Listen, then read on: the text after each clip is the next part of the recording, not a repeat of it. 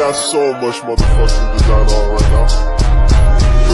Bring it down, nigga, come out that 3 whole glass. I'm the guap, bitches on my line, and you know. Halo semuanya, perkenalkan nama saya Juliano Aristonesumu, NPM 22220260, Program Studi Ilmu Administrasi Negara, Fakultas Ilmu Sosial dan Ilmu Politik, Universitas Timor. Di sini saya akan mereview buku Advokasi Kebijakan Publik yang ditulis oleh Ardana Zanuar Mahardani, SAP, MKP, diterbitkan oleh Selina Media pada tahun 2018. Saya mereview buku ini untuk memenuhi ujian akhir semester mata kuliah Komunikasi dan Advokasi Kebijakan dengan dosen pengampu Bapak Joachim Rembu Esos MAP. Bab 1. Kebijakan Publik. A. Konsep kebijakan publik. Istilah kebijakan publik terdiri dari dua kata, yaitu kebijakan dan publik. Menurut Charles O. Jones, istilah kebijakan digunakan dalam kebiasaan sehari-hari kita. Meskipun demikian, kata tersebut bisa digunakan untuk menginterpretasikan kegiatan yang berbeda-beda. Dalam kehidupan sehari-hari, pemerintah maupun masyarakat sendiri sering menggunakan kata kebijakan dengan peruntukan tujuan yang berbeda, seperti diperuntukkan untuk tujuan, program, keputusan, standar, proposal, dan grand design. Perlu dibedakan penggunaan istilah kebijakan dan kebijaksanaan dalam kehidupan sehari-hari. Istilah kebijakan menunjukkan adanya serangkaian alternatif yang siap dipilih berdasarkan prinsip-prinsip tertentu, sedangkan yang kedua berkenaan dengan suatu keputusan yang memperbolehkan sesuatu yang sebenarnya dilarang, atau sebaliknya berdasarkan alasan-alasan tertentu seperti pertimbangan kemanusiaan, keadaan gawat, dan sebagainya. B. Aktor terlibat dalam kebijakan. Secara umum, aktor dalam kebijakan publik dikategorikan menjadi 3 domain utama, yaitu aktor publik, aktor privat, dan aktor masyarakat. Ketiga aktor ini saling berperan. 1. Aktor publik meliputi aktor senior pada kementerian atau kabinet di bawah kendali presiden. Kementerian ini sangat penting dan signifikan, khususnya yang berkaitan dengan proposal kebijakan publik yang bisa saja dikeluarkan dalam bentuk undang-undang, peraturan pemerintah, atau peraturan lainnya. 2. Aktor privat. Pada aktor privat ini, beberapa kelompok seperti pressure dan interest group terlibat secara signifikan dalam agenda kebijakan, konsultasi publik, evaluasi, dan juga umpan balik kebijakan publik. 3. Aktor para komunitas meliputi banyak pihak, baik yang bersifat asosiasional maupun tidak, di mana banyak berkembangnya dalam masyarakat umum. C. Perumusan kebijakan. Proses dari pembuatan atau perumusan sebuah kebijakan merupakan sebuah upaya yang dapat dilakukan oleh pemerintah baik pusat sampai dengan daerah untuk dapat menyelesaikan masalah di wilayah kerjanya. Proses tahapan kebijakan yang baik menurut Charles O. Jones: 1. Mengidentifikasikan masalah. 2. Merumuskan tujuan dan menyusunnya dalam kelompok tertentu. 3. Mengidentifikasikan semua alternatif kebijakan. 4. Meramalkan atau memprediksikan akibat-akibat dari tiap-tiap alternatif. 5. Membandingkan akibat-akibat tersebut dengan selalu mengacu pada tujuan. 6. Memilih alternatif terbaik. D. Perumusan kebijakan. Bagi kalangan akademis, kegunaan teori sangat diperlukan karena segala sesuatu permasalahan dipastikan akan dapat terselesaikan dengan teori yang ada. Berikut adalah teori dalam perumusan kebijakan publik. 1. Teori rasional komprehensif. 2. Teori inkremental. Bab 2. Politik dan kebijakan. A. Kebijakan sebagai sistem politik. Seiring perkembangannya, politik tidak hanya membahas tentang negara saja, tetapi lebih dari itu, segala dimensi yang terkait dengan negara akan menjadi topik perbincangan ahli-ahli politik. Salah satu yang akan terus menjadi perbincangan adalah tentang interaksi yang terbentuk antar lembaga yang ada di lingkup negara. Oleh karena itu, mendefinisikan politik adalah ilmu yang mempelajari negara, tujuan-tujuan negara dengan warga negara, serta hubungan negara dengan negara lainnya. Berkaitan dengan hal tersebut, maka politik akan bergandengan dengan kekuasaan dan kewenangan di dalamnya, terutama dalam pembuatan kebijakan-kebijakan yang dilakukan oleh negara. Kekuasaan dalam hal ini sangat diperlukan agar sistem yang telah ada dan sudah dibangun dapat sesuai dengan tujuan negara yang diinginkan. B. Lingkungan kebijakan. Definisi dari lingkungan kebijakan yang lebih spesifik dapat dipahami sebagai suatu pemaknaan yang plural, artinya dapat dipahami dalam 3 kategori besar. Pertama, lingkungan umum di luar pemerintahan dalam arti pola-pola yang melibatkan faktor sosial, ekonomi, politik, dan nilai-nilai tertentu. Kedua, lingkungan di dalam pemerintahan dalam arti institusional seperti karakteristik birokrasi, sumber daya yang dimiliki, sumber daya finansial yang tersedia, dan lain sebagainya. C. Kekuasaan dan kewenangan. 1. Kekuasaan. Banyak literatur yang mendefinisikan tentang kekuasaan. Secara umum, kekuasaan dapat dijelaskan sebagai kemampuan seseorang atau sekelompok manusia untuk saling mempengaruhi tingkat dan lakunya seseorang atau kelompok lainnya sehingga tingkah dan laku tersebut menjadi sesuai dengan keinginan dan tujuan dari orang yang mempunyai kekuasaan tersebut. Kekuasaan berasal dari kata kuasa yang dalam Kamus Besar Indonesia, Bahasa Indonesia berarti 1. Kemampuan atau kesanggupan untuk berbuat sesuatu. 2. Kewenangan. Kewenangan tidak sama dengan wewenang. Syafruddin berpendapat ada perbedaan pengertian antara kewenangan dan wewenang.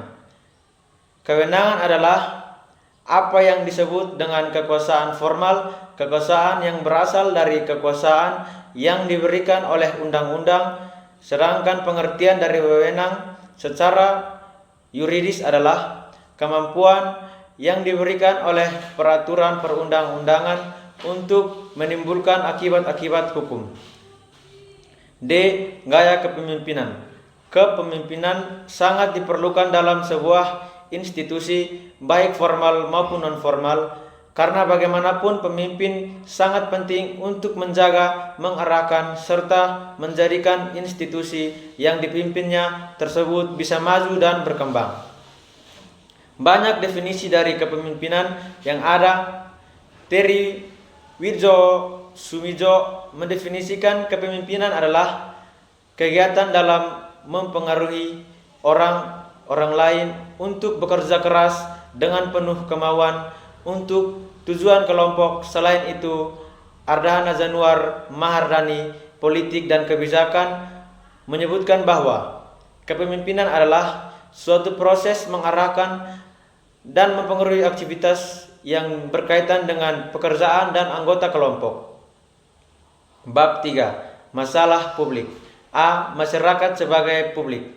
Secara etimologis berasal dari bahasa Latin publicus yang berarti for populicus, dan populicus sendiri berasal dari kata populus yang berarti people. Definisi dari publik yaitu mengenai orang atau masyarakat, dimiliki masyarakat, serta berhubungan dengan atau memengaruhi sesuatu bangsa, negara, atau komunitas. Pada definisi lain, berpendapat bahwa publik adalah sekelompok orang yang dihadapkan pada sesuatu permasalahan dengan berbagai pendapat mengenai cara pemecahan persoalan tersebut, serta melibatkan dalam diskusi mengenai persoalan itu. Selain itu, Bogurdus mendefinisikan publik adalah sejumlah orang yang bersatu dalam satu ikatan dan mempunyai pendirian sama terhadap sesuatu permasalahan sosial. Hampir sama dengan ahli-ahli lain menyebutkan jika publik adalah sejumlah orang yang memiliki minat yang sama terhadap sesuatu bidang atau permasalahan tertentu. B. Masyarakat sebagai anggota kelompok sosial. Manusia merupakan makhluk individu yang tidak dapat melepaskan diri dari hubungan individu yang lain. Dari hubungan yang terbentuk antara manusia tersebut, maka terbentuklah kelompok-kelompok manusia. Kelompok ini adalah konsep yang umum digunakan dalam ilmu sosiologi dan antropologi. Sebenarnya kelompok merupakan kumpulan manusia yang memiliki syarat tertentu. Dengan kata lain, tidak semua pengumpulan manusia dapat disebut sebagai kelompok. Kelompok sosial dan masyarakat adalah suatu kelompok yang saling berkaitan, akan tetapi memiliki ciri yang berbeda. Dalam masyarakat terdiri dari berbagai kelompok sosial yang beraneka ragam, sehingga dengan adanya kelompok sosial ada dalam masyarakat dapat menyeimbangkan keadaan ketika masyarakat mengalami sebuah konflik. C. Masalah sosial semua masalah. Sebenarnya dapat terjadi ketika dasolen tidak sama dengan dasein. Dari situlah akhirnya terjadi kesenjangan sehingga ketimpangan yang mengakibatkan muncullah masalah tersebut. Masalah dalam ranah sosial sendiri sebenarnya sebuah keadaan yang dianggap oleh anggota masyarakat yang berpengaruh sebagai sesuatu yang tidak diinginkan, tidak dapat ditoleransi, atau bisa berbentuk sebagai ancaman terhadap nilai-nilai dasar masyarakat dan memerlukan tindakan kelompok untuk menyelesaikannya. Masalah sosial dipandang oleh sejumlah orang dalam masyarakat sebagai sesuatu kondisi yang tidak diharapkan. D. Kebijakan sosial. Kebijakan sosial merupakan salah satu bagian dari kebijakan publik. Banyak definisi dari kebijakan sosial, diantaranya 1. Hutman. Kebijakan sosial adalah strategi tindakan atau rencana untuk mengatasi masalah sosial dan memenuhi kebutuhan sosial. Bab 4. Konsep advokasi. A. Definisi advokasi. Istilah advokasi sebenarnya dapat merujuk dalam dua pengertian. Yang pertama adalah pekerjaan atau profesi dari seorang advokat. Yang kedua adalah perbuatan atau tindakan pembelaan untuk atau secara aktif mendukung sesuatu tujuan. Pengertian pertama berkaitan dengan pekerjaan seseorang advokat yang membela kliennya dalam proses peradilan atau untuk mendapatkan keadilan dan pemenangan dalam persidangan. Sedangkan pengertian kedua, advokasi, lebih bersifat umum karena berhubungan dengan pembelaan secara umum, memperjuangkan tujuan atau maksud tertentu. B. Unsur dalam advokasi. Unsur dalam advokasi merupakan pembentuk kegiatan agar advokasi bisa efektif. Sarma menyebutkan ada 8 unsur dalam advokasi. 1. Memilih tujuan advokas. 2. Menggunakan data dan penelitian untuk advokasi. 3. Mengidentifikasi secara sarana advokasi. 4. Mengembangkan dan menyampaikan pesan advokasi. 5. Membentuk koalisi. 6. Membuat presentasi yang persuasi. 7. Mengumpulkan dana untuk advokasi. 8. Mengevaluasi usaha advokasi. C. Prinsip advokasi. Menyesuaikan dengan tujuan advokasi, yaitu adanya sebuah perubahan di dalam kehidupan masyarakat, maka akan ada selalu resentensi, oposisi, dan konflik. Tidak ada faktor tunggal yang menjamin keberhasilan advokasi. Soeharto menyebutkan beberapa prinsip yang dapat dijadikan pedoman dalam merancang advokasi untuk kesuksesan. 1. Realistis. Advokasi yang berasal dari bersandar pada isu dan agenda yang spesifik, jelas, dan terukur. 2. Sistematis. Advokasi adalah seni tetapi bukan lukisan abstrak. Advokasi memerlukan perencanaan yang akurat. 3. Taktis.